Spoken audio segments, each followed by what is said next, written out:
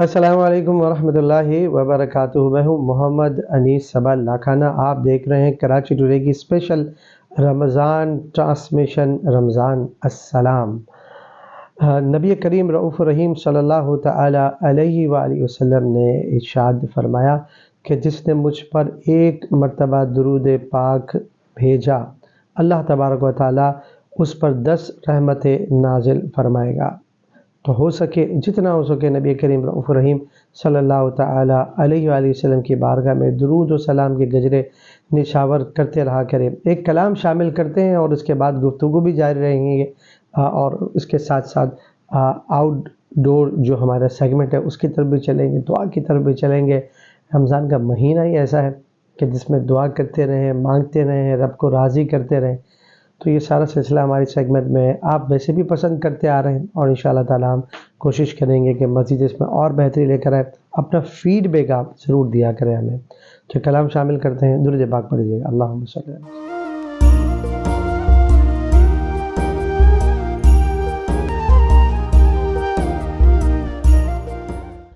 میرے دل میں ہے یاد محمد،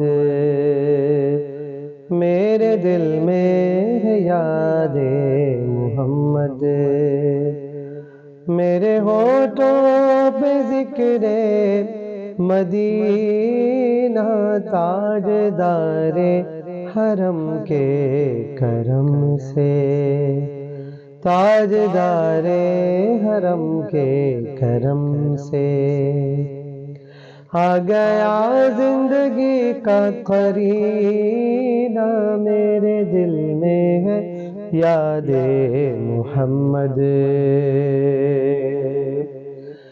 دل شکستہ ہے میرا تو کیا غم، دل شکستہ ہے میرا تو کیا غم، اس میں رہتے ہیں شاہ دو عالم، اس میں رہتے ہیں شاہ دو عالم، جب سے مہمان ہوئے ہیں وہ دل میں، جب سے مہمان ہوئے ہیں وہ دل میں، دل میرا بن گیا ہے مدینہ، میرے دل میں ہے یاد محمد۔ مجھ کو طوفان کی موجوں کا کیا ڈر، مجھ کو طوفان کی موجوں کا کیا ڈر، وہ گزر جائے گا رخ بدل کر، وہ گزر جائے گا رخ بدل کر، رہنما ہے میرے جب محمد، رہنما ہے میرے جب محمد، کیسے ڈوبے گا میرا سفینہ، میرے دل میں ہے یاد محمد۔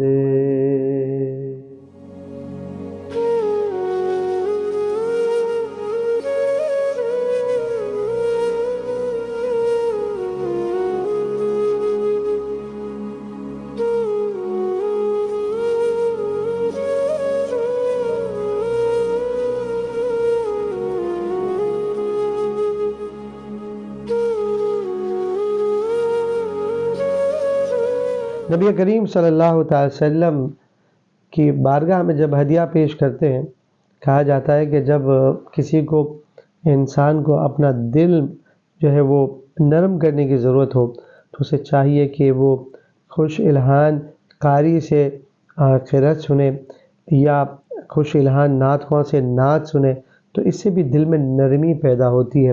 آپ سمجھ سکتے ہیں کہ معاشرے میں کتنی نگیٹیوٹی، یعنی اگر آپ سوشل میڈیا کا پلیٹ فارم میں کسی فیس بک کا اپلیکیشن کا آپ استعمال کر رہے ہوتے ہیں تو اس پہ جہاں پازیٹیو بات تو یقیناً ہوتی ہے، ایسا نہیں کہ 100% نگیٹیوٹی ہے، لیکن نگیٹیوٹی کا ریشو بہت زیادہ بڑھ گیا ہے، اور اس کو دیکھنے کی وجہ سے ہماری سوچ بھی جو ہے نگیٹیوٹی کی طرف چلی جاتی ہے، اور بدگمانیاں جو ہیں وہ ایسے ہے کہ آ کے جانے کا نام نہیں لے رہی ہے۔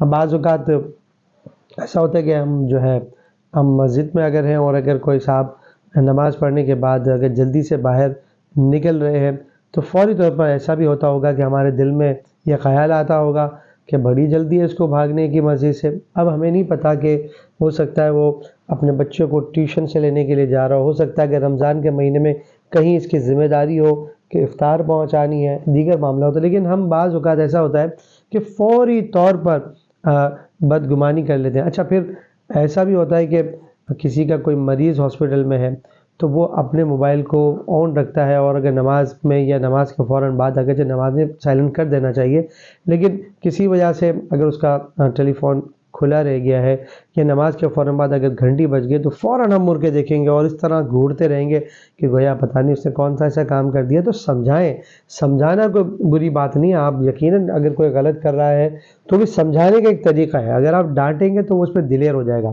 اس طرح بچوں کو آپ دیکھیں، تراویح پڑھنے کے لیے اگر آتے ہیں، وہ جو باشعور ہے، یعنی بچے جو اس عمر میں ہیں کہ ہم ان کو بہت چھوٹے بھی نہیں کریں گے کہ جن کو اپنے دیگر معاملات کا یعنی پیشاب وغیرہ کا خیال نہیں رہتا، اس سے آگے عمر کے ہیں، لیکن وہ بعض اوقات وہ اس طرح سے نہیں مسجد میں آ کے اس طرح کا کام نہیں کر رہے ہوتے جس طرح بڑے کر رہے ہوتے ہیں۔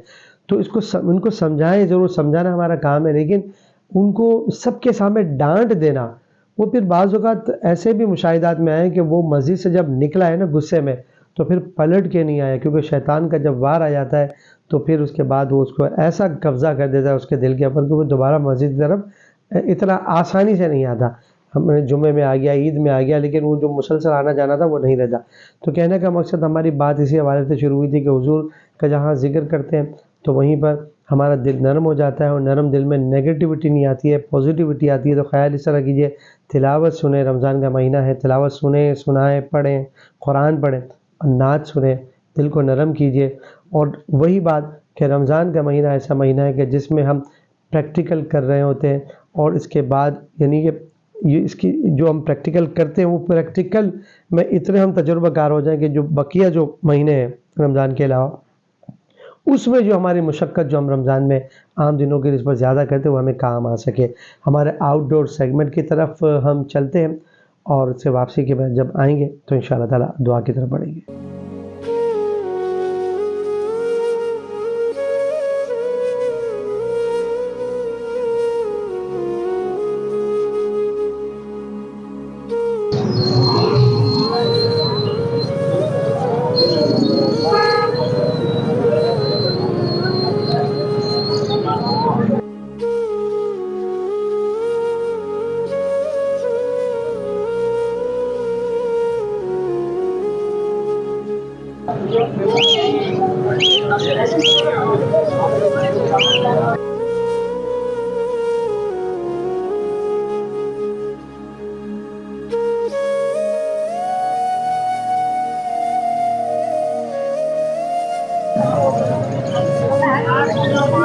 سر یہ فون جاوا ہے، یہ وائٹ جاوا ہے، اس کے علاوہ یہ ڈف ہے، ایگزیبیشن پنچی ہے، اور یہ کوئی ربڑ کی ورائٹی ہے، ٹھیک ہے۔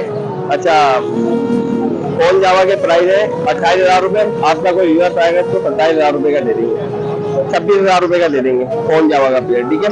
وائٹ جاوا کا پیئر 6,500 روپے کا ہے، وائٹ جاوا کا پیئر 6,500 روپے کا ہے۔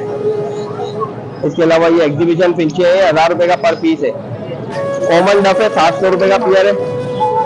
اس کے علاوہ کچھ یہ نیچے لوٹینو پسراٹا ہے، لوٹینو پسراٹا کا پیئر 4,000 روپے کا ہے۔ البانو ریڈ ہے پیسٹل کا پیئر 25,000 روپے کا ہے۔ پار بلو کا پیئر 12,000 روپے کا ہے، اور اس کے اندر ایک لوٹینو فشری کا میل ہے، وہ ہے اپنا 5,000 روپے کا۔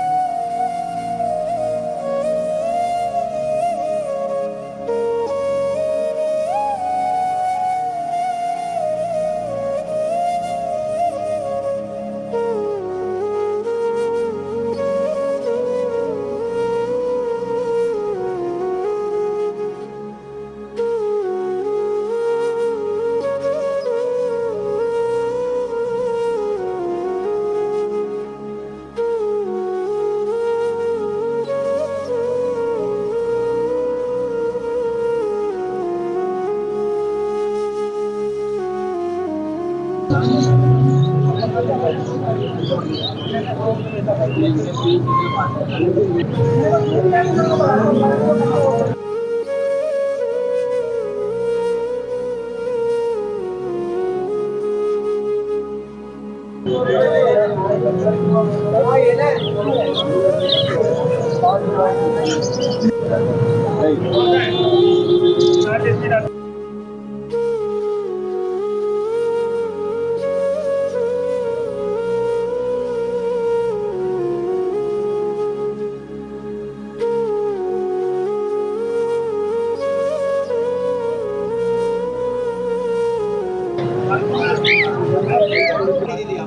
हमने 300 रुपए की खरीदी थी जोड़ी?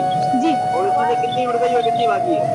सर 2 जोड़े खरीदने थे, एक उड़ गया और पूरा उड़ गया? हाँ मतलब 2 चुड़िया आपकी उड़ गई हाँ और पिंजरा आपका पूरा खाली हो गया? जी पिंजरा पूरा खाली हो गया।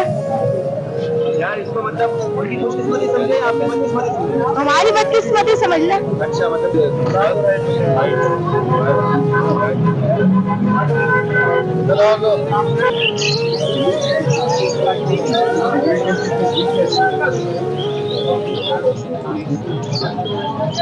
और नाज़रीन, ये वो परिंदा है जो मैंने पूरी मार्केट 15-20 मिनट विजिट किया, लेकिन मुझे अब जाके ये चीज़ दिखी है।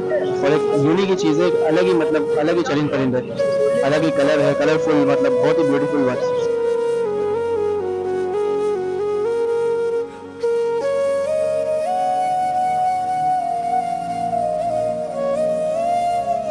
वेलकम बैक नाज़रीन, प्रोग्राम आप देख रहे हैं कराची टुडे के स्पेशल रमज़ान ट्रांसमिशन रमज़ान अस्सलाम। तो आपने सेगमेंट देखा, अब हम दुआ की तरफ चलते हैं और दुआ इबादत का मग़ज़ है हमारा। बाज़ वक़्त हो जाती है सुस्ती कि दुआ का वक्त, यानी मस्जिद में भी गए तो फ़ौरन कहते हैं यार वो काम भी रह गया, ये काम भी रह गया है, तो फिर दुआ करने में इतनी हमारी तवज्जो नहीं रहती। हालांकि बताया यह गया है कि दुआ तो इबादत का मग़ज़ है और अल्लाह ताला को मांगना बहुत पसंद आता है, तो हमें कोशिश करनी चाहिए। मुझ समेत मैं भी इसका जहाँ जहाँ कमज़ोरी है, मैं भी अपनी कमज़ोरी है, कोई भी इंसान ऐसा नहीं है कि जो मुकम्मल हो, तो हम जो है कमज़ोर हैं, हमारे में कमज़ोरियाँ पाई जाती हैं, लेकिन यही डिस्कशन करने से हम बहुत सारी चीज़ें अपनी दुरुस्त कर सकते हैं। दुआ के लिए हाथ बुलंद कर दीजिए। अल्हम्दुलिल्लाह रब्बिल आलमीन वस्सलातु वस्सलामु अला सय्यदिल अंबिया वल मुरसलीन अम्मा बाद अऊज़ु बिल्लाहि मिनश शैतानिर रजीम बिस्मिल्लाहिर रहमानिर रहीम अल्लाहुम्मा अइन्नी अला ज़िक्रिका व शुक्रिका व हुस्नि इबादतिक अल्लाहुम्मा सल्लि अला सय्यदिना व मौलाना मुहम्मदिन सलातन तुनज्जिना बिहा मिन जमीइल अहवाल वल आफात व तक़दी लना बिहा जमीअल हाजात व तुताहिरुना बिहा मिन जमीइस सय्यिआत وترفعنا بها عندك أعلى الدرجات وتبلغنا بها أقصى الغايات من جميع الخيرات في الحياة وبعد الممات إنك على كل شيء قدير۔